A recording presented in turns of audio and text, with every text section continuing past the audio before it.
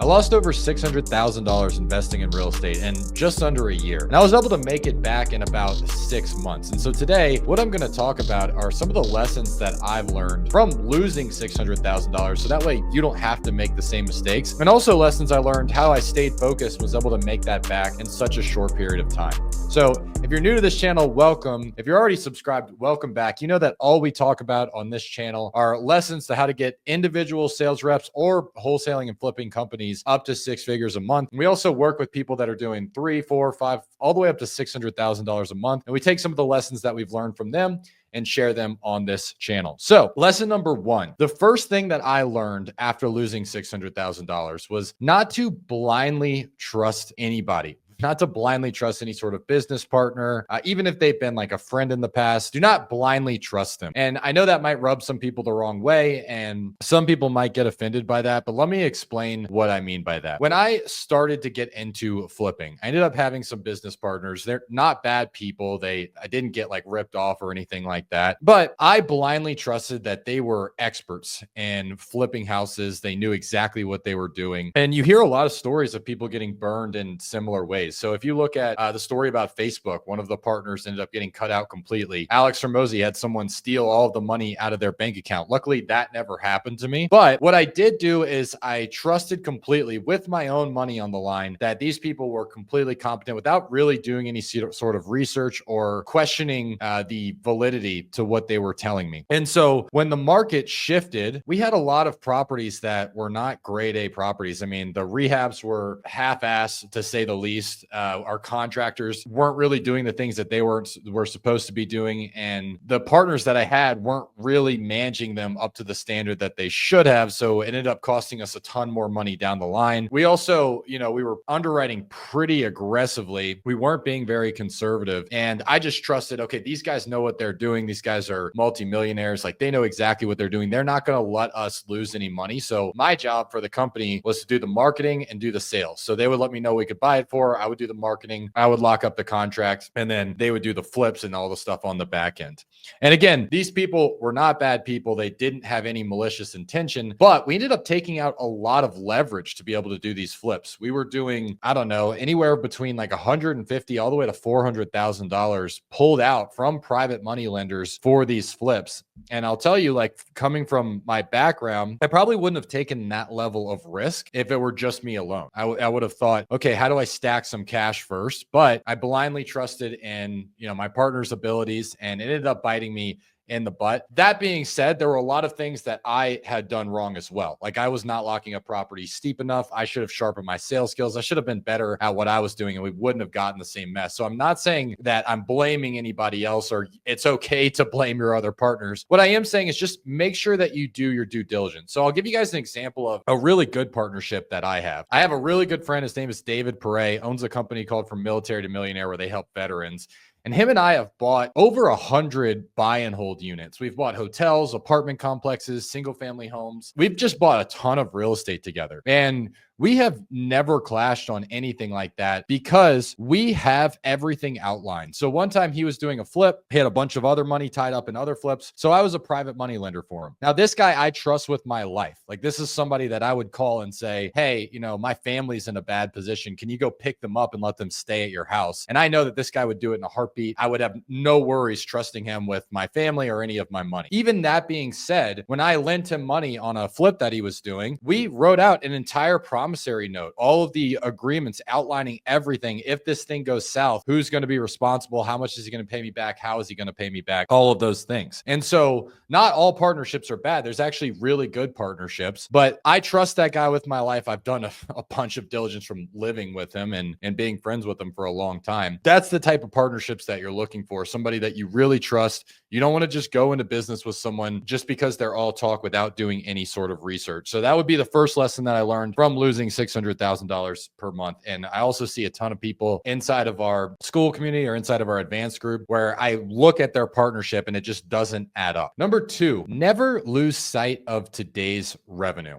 So what do I mean by that? When you are flipping homes, you're wholesaling, you're doing any sort of business, it's easy to get pulled into operations or pulled into the back end, but then you lose sight of what you should be doing to make money today. And so I'll give you an example. When we were flipping houses, we got to the point where we're flipping 4 to 5 houses at a time. And then my team was just too busy to manage all the contractors, manage all the draws. So then I started having to drive out to properties, check on flips. And when I was doing that, what I wasn't focused on is bringing in any new revenue. Same thing has happened in my wholesale business where, we've been spending money on marketing. We get a ton of contracts. And I need to jump in and fix maybe some of the systems, the processes, something with the CRM, help out with Dispo. And every time you do that, what's going to happen is you have a big month and then you have to go and shift, and then you're going to have a really bad month, sometimes for 2 or 3 months. Taking your eye off the ball might not just kill you for a month. It might kill you for 2 or 3 months. And if you don't have a good amount of reserves set aside, that could be the end of your business. So if you are a small company or you are the one responsible for driving revenue inside of your organization, you need to make sure that every single day you have time blocked off just for generating revenue, just for making sure that all of the bills are paid inside the company. And you can't get sidetracked and start losing sight of what's really important inside of your business. Now, let's say you have a bigger company. You're doing, $3 million, $5 million, $6 million a year or more. Eventually, you will have somebody that you can hire that is responsible for driving revenue, but you can't take your eye off the ball completely. So if you have somebody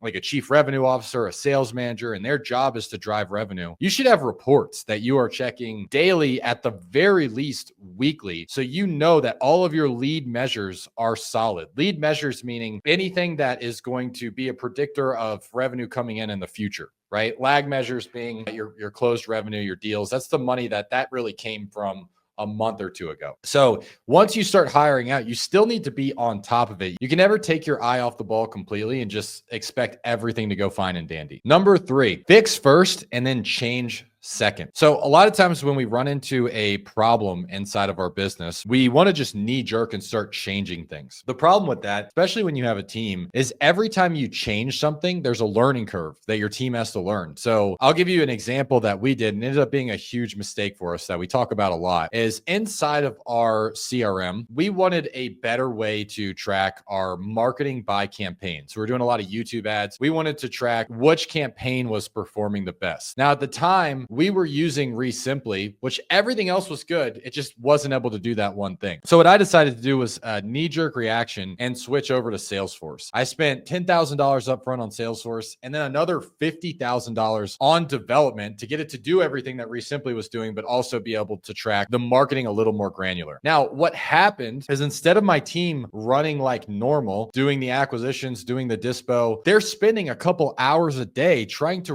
relearn a new system, trying to relearn a new CRM. And so on top of it costing us $60,000 to make that switch, there's also the opportunity cost. I know for a fact we lost 5-6 deals, probably another $150,000 in revenue, just because we were so distracted trying to get everything fixed inside the CRM. Instead of me listening to sales calls and managing my sales team, I was in there trying to, set up a bunch of automations, set up all the new drip campaigns, learn the CRM because Salesforce is a beast. I was trying to learn the entire new CRM, and that really set us back in our revenue. Like we were on track the quarter before. We were doing about $150,000 a month. Then we dipped to about $100,000 as soon as we switched to Salesforce, just because we were distracted. And so whatever the problem is in front of you, see how you can fix it without changing anything with your entire team. Like we probably could have just had a spreadsheet with a Zapier integration that would track our CRM. Our marketing guy does that. And then it doesn't affect my sales team, doesn't affect my dispo team, doesn't affect TC, doesn't affect anybody else, just with one change. So a lot of times as entrepreneurs, what got us successful is we're really adaptive. We can change really quick. We can pivot really quick. But once you start building a team, that becomes dangerous. So you need to slow down. You need to figure out, how do we fix this thing? How do we add simplicity before we add complexity? And one of my mentors, Matt Ryder, talks about this a lot is if you're ever problem solving something, just try to take everything down and add step by step. For example, if your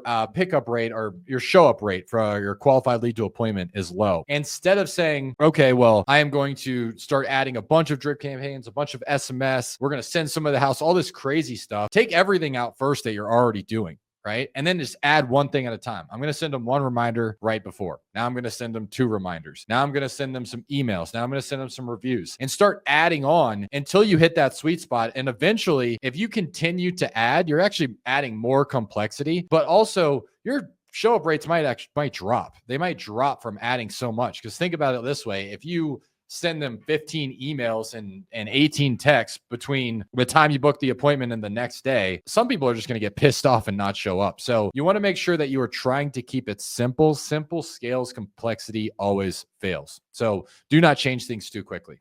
Lesson number 4, the problems that you know are worth 10 times more than the problems that you don't. I did a podcast with my buddy Brian Lubin, and he shared this perspective, and it really clicked with me because a lot of times we want to go into something else that sounds sexy, right? But we just don't know the problems that it entails. So for example, maybe you're in a market that's ultra competitive and you're doing okay, but then you hear of your friend that's in this other market and he's getting a 15x return on ad spend, cost per contract is $2,000, all these good things, right? And so then you say, oh, well, I want to go into that market because somebody else is doing it. What's going to happen is you might get into that market. You might realize, okay, yeah, the marketing's good. We're getting contracts really cheap. And then Dispo doesn't work nearly as well in that area. There's not as many buyers, right? Or the underwriting is a lot more complex. And then you're having to learn an entire new process, again, slowing down your team. And so the problems that you know are worth 10 times more than the problems that you don't. And I've made this mistake a ton of times by going into something thinking that it's just going to be really easy, even flipping houses, for example, right? I knew wholesaling, but I decided to get into flipping houses. And there's an entirely different set of problems: managing contractors, doing your inspections, negotiating with buyers, right? All of these things that can really kill your deals and cause you to lose a bunch of money. Whereas if you know wholesaling, you've been doing it for a long time, and there's something that's stopping you from scaling, just figure that out instead of trying to shift and pivot completely. Number 5, leverage equals risk. And this comes in all sorts of forms. So there's a book called The Almanac of Naval Ravikant, and he talks about the different forms of leverage. The thing is, all of these forms of leverage do have risk. So if you are going to take a bunch of money, you're going to raise a bunch of money to flip houses, or maybe you're going to take out a credit card to spend for marketing. That is inherent risk that you're putting yourself. You do have to pay that money back. You're going to have to pay it. You don't know if you're going to make the money back. And so you have to look at what is your probability of succeeding here. Now, there are times where taking out leverage does make sense. So I have a buddy who built a company as a flipping company to about $10 million a year, and he fraudulently went to jail. And so what I mean by that is he didn't commit fraud. Someone else committed fraud. They basically framed him. Luckily, he got out and he ended up going back and appealing it, and the judge realized that he wasn't guilty. However, he still went to jail. His company went under. Now, he already had a track record of building a $10 million company. Chances are, if he goes and takes a line of credit for $500,000, he's going to build that company right back to where he had it. The problem that I see a lot of new entrepreneurs make is they don't have any track record of success yet. They haven't actually seen any level of success, but then they want to go take out leverage. So they've never flipped a house, but they're going to go raise private money for 10% and then take out a hard money loan for the other 90%. That is a bad idea when you are getting started. Even taking out a credit card and saying, hey, I am going to put $30,000 on marketing without having a track record of success is risky. Hiring an employee. So if you are going to try to get some leverage by hiring somebody and you need them to be able to run the business, that's risk. And I'll tell you, I see this mistake a lot too, is people that are bad at sales, they want to grow a wholesaling company. And so they decide, well, I'm just going to go hire somebody without knowing any of the skills. That's fine. But what happens if that person isn't happy and then they leave? And then you never learn the skills to be able to grow that wholesaling company by yourself, to be able to close deals by yourself. Now you might have a bunch of leads coming in and no one to close them because you never did that thing. And so every time you take out leverage, there is going to be an inherent risk with that. And a lot of times from the gurus we see online, people just say, oh, you just got to take out as much leverage as possible. Leverage is how you get rich. Yeah, you can get rich. You can also get lucky. It's the same thing with gambling. You can go take out $1 million line of credit, go put it on black. You might make 2 million. You might make none, right? You might lose all of it. And so understand that when you are growing a business, any sort of leverage is going to be risk. Which brings me to my next point, number 6, is skills negate luck. And so there are tons of stories you will see online of people that they start marketing and they land their first wholesale deal, they make $250,000 on one wholesale deal. And a lot of people think, okay, well, that's going to happen to me. However, if you want to put yourself in the best chance of succeeding, it's not by getting lucky. Yes, some people do get luck, but if you want to put yourself in the best chance, you need to learn the skills. And when it comes to wholesaling, it's really simple. At first, you can have marketing done for you. You don't need to go learn how to run your own ads. You don't need to learn how to do any of that. There are so many platforms that will do marketing for you. Hustle Media, Alpha Media, DealSource.io. Those are marketing agencies. There's iSpeed Lead, Motivated Leads, Property Leads. These are where you can buy leads. I think Hustle Media is also doing some sort of paper lead. There's just a million different companies that will do the marketing for you. There are no companies out there that will do the sales for you. And so you need to learn how to convert leads into contracts. And that's how you can guarantee that you'll have success without getting lucky.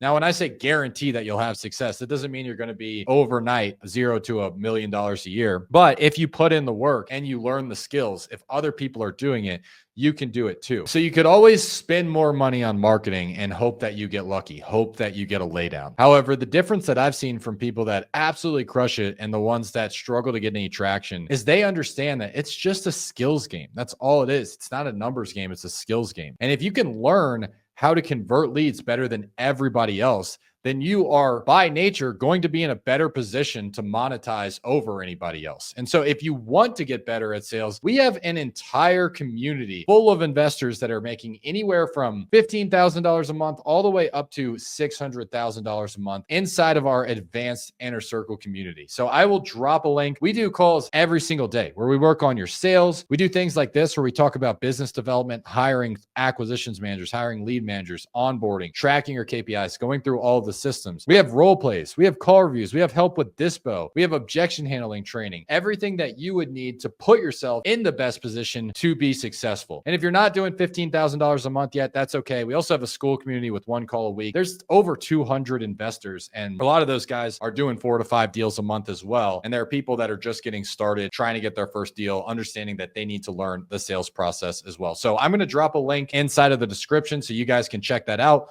Without further ado, let me get back into the video. All right, the last one. This is so important. And once I learned this is really where my business ended up taking off. And that's the problem that you like solving is not always the problem that needs to be solved. And so what I did every day from the time that I was $600,000 in debt all the way until I got myself out of it was I would write down 3 things. Number 1, what do I need to do today to make money today? Number 2, what do I need to do today to make money in 90 days from now? And then number 3, what do I need to do to make money for the rest of my life? And I tackle them in that order, because if I don't make money today, I'm not going to have a business for the rest of my life. I'm not going to have a business in 90 days, at least at the beginning when I was getting started, right? At some point, you can get to the point where you're more visionary focused and you're just working on those big things. Like, for example, Jeff Bezos is not figuring out what do I need to do to make money today. He's figuring out what do I need to do in 3 years that's going to blow up the company and give our investors better returns. But when you're getting started, if you're always thinking about the future, you're not going to have a business to even build on. So number 1, what do I need to do to make money today? Number 2, what do I need to do to make money in 90 days from now? So this is where you start thinking a little bit further out. What about my systems? What about my processes? Who do I need to hire? What type of marketing do I need to shift? Or what do I need to do to improve my marketing to make sure that 90 days from now, we are continuing to bring revenue in? Then the last one on my list in this order is what I'm focusing on. Number 3, what do I need to do to make money for the rest of my life? Now you have to be in a position to start thinking like that. So that means that your business has 90 days of reserves minimum, ideally 6 months. You've got personal reserves stacked away, at least a year of your living expenses put away so you know that you're good for the next year. And then everything else from the 90 days is all taken care of. You've dialed in your marketing, you've dialed in all of this. Now you can start thinking long-term. Well, maybe we can start buying some rental properties. Who do I need to talk to build a relationship with with a portfolio lender so I can start buying more rentals at a good rate? Then you can start thinking like that. But what happens a lot of times is people just go straight to, well, I need to scale this thing. This thing needs to provide me money for the rest of my life. And they're only thinking about that last thing. How do I buy a bunch of rental properties? Well, guess what? If you don't have any money, you're not going to be able to buy any rental properties. So you need to figure out that piece first. You need to get your business stabilized. Then you start thinking long-term. Now, there's another piece to this when I say the problem problem that you like solving isn't always the problem that needs to be solved. Inside of our advanced group or our school group, I see a lot of these analytical people, and they just love the systems and processes. They love like building out KPIs. They want all of that to be perfect, systems, all the automation. Well, guess what? That's not what generates revenue in your business. So just because you like doing that doesn't mean it's the thing that you should be doing. A lot of times those guys have to tell them like, look, stop getting distracted trying to fix your CRM, trying to fix all these systems and processes, and just go lock up some sales calls. We have a guy that just joined our inner circle and he's doing 300K a month by himself. And I asked him how he's tracking his KPIs. He literally showed me a notebook and he just writes down like little tally marks of like, this is how many calls, my process calls, my offer calls, and he sends them to an EA. And that's fine because this guy understands that the thing that generates revenue isn't him going in and looking through a spreadsheet. It's his ability to convert deals over the phone. So that's where he spends all of his time. Now this guy wants to start scaling his company. So he's starting to look at some of those KPIs, starting to look at some of the systems and processes so he can duplicate himself. But a lot of you guys watching this video would love to get to 300K a month. And I'll tell you, you don't need absolutely dialed in systems and processes to be able to do that. You can do that with one salesperson, maybe two that are really good at sales, and vice versa. The people that just love closing deals, they love being able to get people on the phone and locking up contracts. Sometimes they don't understand their KPIs at all. They don't even understand what their return on ad spend is. And because of that, it's hard for them to scale. They don't really understand where they should be putting their money. They don't understand where their process might be weak. And again, if you are closing all of your leads, doesn't really matter. But when you're not, when you're starting to run into problems, when your ROAS starts dipping below a 3x, that's where you have to say, okay, well, what's my lead to qualify? What's my qualified to appointment? Where's our gap? And then how do we tackle that? And a lot of times, if you're just a natural salesperson, you might not like doing that, but that's the thing that you do need to do to take your business to the next level. And so it was once I learned this, that I was able to make $600,000 profit in just 6 months. When I say profit, I mean money that I was able to put into my bank account and then pay off all the loans that I just lost from losing all this money in the first place. So those are the top 7 lessons that I learned from losing $600,000 and how I was able to make it back. I just followed those things step by step, and hopefully this will help some of you guys prevent yourselves from making the same mistakes. If you like this video, make sure you like and subscribe, and I will see you on the next one. Peace, guys.